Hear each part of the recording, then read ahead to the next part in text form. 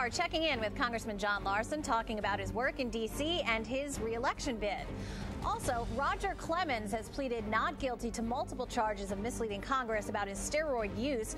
We're going to talk about the case against him and its possible effect on baseball.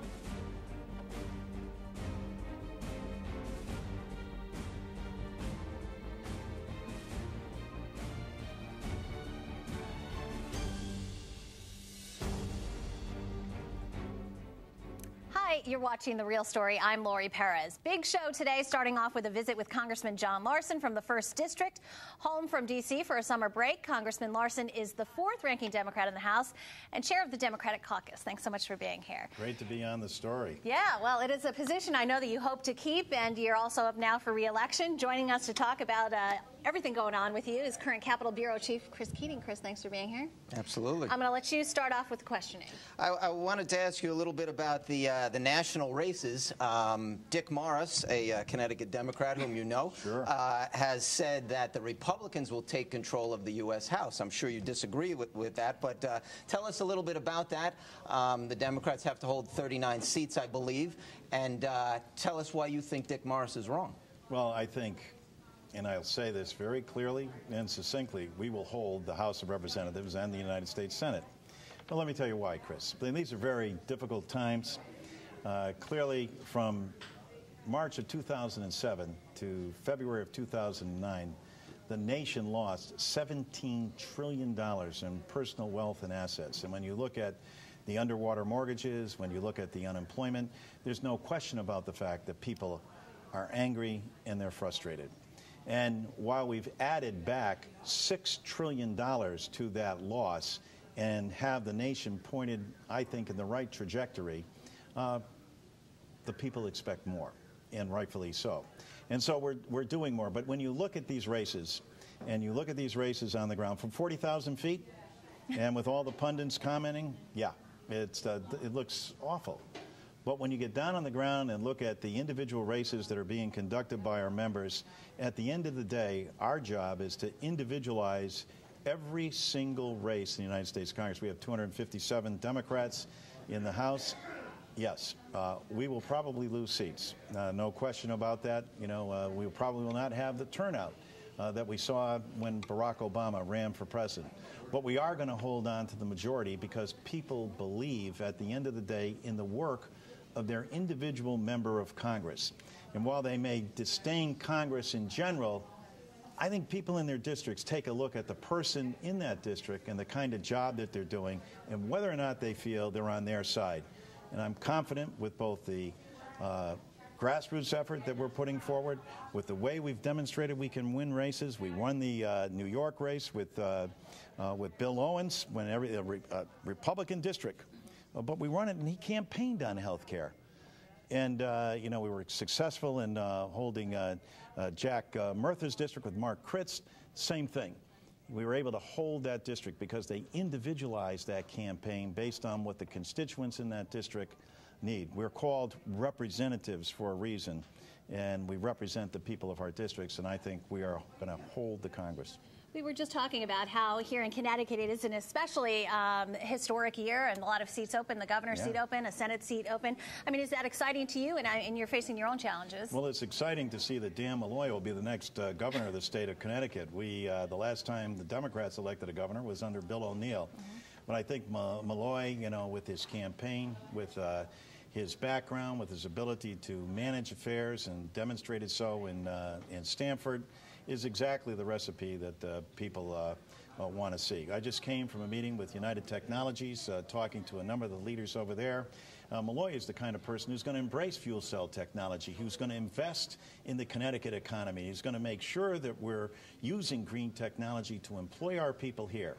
Our theme for the United States Congress, and my theme personally, is make it in America, sell it around the country and across the globe. And that's what we're going to do, is reinvest in manufacturing. I'm confident that Malloy is going to be able to do this. He certainly has caught on with the public, won a tremendous victory in the primary, and has got the momentum. That's important to his re-election effort, and I think more importantly, to the people of the state of Connecticut.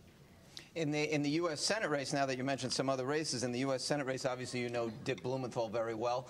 But I was wondering what you think of Linda McMahon and the impact of wrestling on that race. That's a very big money race, as you know, and we'll be seeing a lot of commercials on that. What are your thoughts on Linda McMahon? Well, I think Linda McMahon is a fine person. I mean, I think what's happened in a lot of these races, Chris, and you know because you cover this all the time, is the negativity. The public is fed up with it. Linda McMahon is a decent person. Connecticut is the land of steady habits. Dick Blumenthal has a tried and true record. He is the epitome of what everybody regards as someone who's on your side and willing to fight for that. Now, yes, Linda McMahon has a tremendous amount of money, but I don't think money necessarily works for people in this kind of environment. And I think at the end of the day, especially in the land of steady habits, that Dick Blumenthal's record, his ability to be on your side and fight for you is something that people respect, and I think he'll be rewarded at the polls. Do you think that wrestling should be investigated or thought of more by the voters as they make their decision?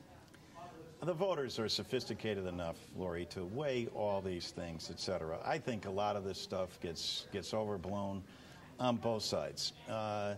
I've worked with Linda McMahon in Washington, D.C.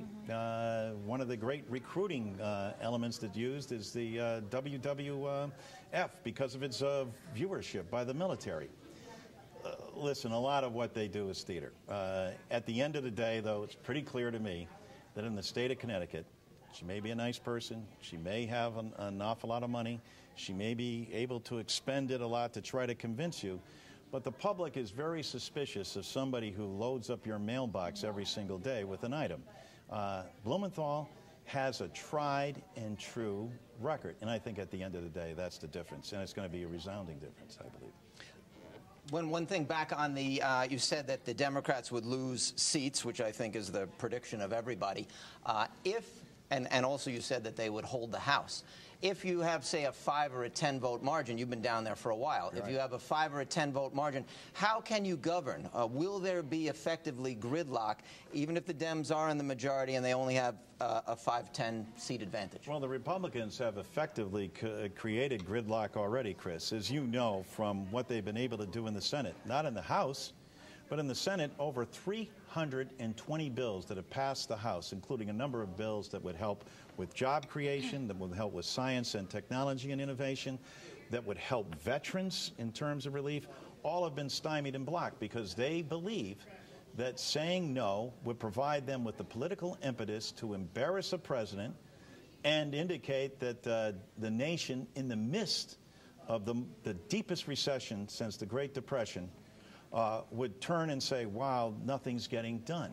Well, it may be a successful political strategy for the moment, but the public doesn't get the credit it deserves for waking up and sorting this out. If you don't have an agenda that you're running on, if you don't have things that you're going to accomplish, if you're not putting the nation back on the right trajectory, if all you have to answer is just to say no, and the only programs that you've put forward are to privatize Social Security, to voucher Medicare, to block grant Medicaid, and then take all medical benefits for people age 55 and under and treat that as ordinary income and tax it, I don't think that's a path forward that the nation wants to take. That's why we're proud to engage this battle on several fronts and keep it local and bring it down to the elements of making sure that there's an opportunity to explain the differences between the two parties and exactly whose side you're on.